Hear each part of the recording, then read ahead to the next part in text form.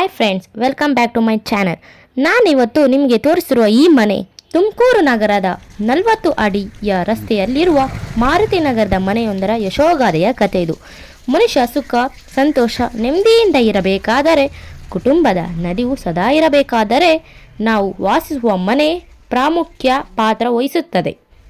ಮನೆಯೇ ಮಂತ್ರಾಲಯ ಎನ್ನುವಂತೆ ನಾವು ನೋಡುತ್ತಿರುವ ಈ ಮನೆ ಸುಂದರವಾಗಿದೆ. ಅಪ್ಪಟ ವಾಸ್ತುವಿರುವ ಕುಟೀರವಾಗಿದೆ. ಏನ್ರಿ ಇದು, ಯಾರೋ ಮನೆ ತೋರಿಸ್ತಾ ಇದ್ದೀರಾ ಅಂತ ನೀವು ಕೇಳ್ಬೋದು. ನಿಮ್ಮ ಪ್ರಶ್ನೆಗೆ, ಸಂಶಯಕ್ಕೆ ಉತ್ತರ ಕೊಡುತ್ತೇನೆ. ಇಂದು ನಮ್ಮ ರಾಜ್ಯದಿಂದ ತುಮಕೂರು ಲೋಕಸಭೆಗೆ BJPಯಿಂದ ಆಯ್ಕೆಯಾಗಿ ಗೆದ್ದಿರುವ ವಿ ಸೋಮಣ್ಣ ತುಮಕೂರಿನಲ್ಲಿ ಪರ್ಚೇಸ್ ಮಾಡಿರುವ ಮನೆ ಇದು. ಅವರ ಮನೆ ನೋಡಿ ನಮಗೇನಾಗಬೇಕು ಅಂತ ನೀವು ಗೊಣಗಬಹುದು. ಅದರ ಬಗ್ಗೆ ಹೇಳುತ್ತೀನಿ. ಈ ಮನೆ ಅಂತಿಂತದಲ್ಲ, ಅದೃಷ್ಟದ ಮನೆ. ಈ ಮನೆಗೆ ಕಾಲಿಟ್ಟ ಮೇಲೆ ವಿ ಸೋಮಣ್ಣ ಗೆದ್ದಿದ್ದು ಕೇಂದ್ರದಲ್ಲಿ ಮಂತ್ರಿಯಾಗಿದ್ದು,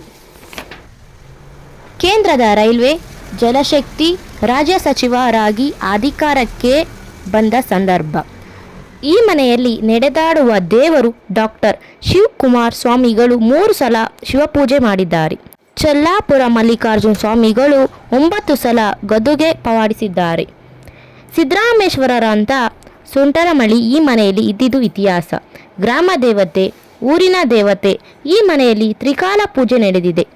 ಸಾಧು ಸಂತರು ನಡೆದಾಡಿರುವ ಹಾರೈಸುವ ಈ ಮನೆ ಅನ್ನದಾತರ ಕುಟೀರವಾಗಿದೆ. ಈ ಮನೆ ಸೋಮಣ್ಣರವರಿಗೆ ಅಧಿಕಾರ ತಂದುಕೊಟ್ಟಿದ್ದು. ಏನೇ ಆಗಲಿ, ಸೋತು ಸುಣ್ಣಾಗಿದ್ದ ಸೋಮಣ್ಣ ಅವರಿಗೆ ಪಾಲಿಗೆ ಈ ಮನೆ ಅದೃಷ್ಟದ ಬಾಗಿಲು ತೆರೆಸಿದೆ. 73ರ ಇಳಿ ವಯಸ್ಸಿನಲ್ಲೂ ಅಧಿಕಾರ ತಂದುಕೊಟ್ಟಿದೆ.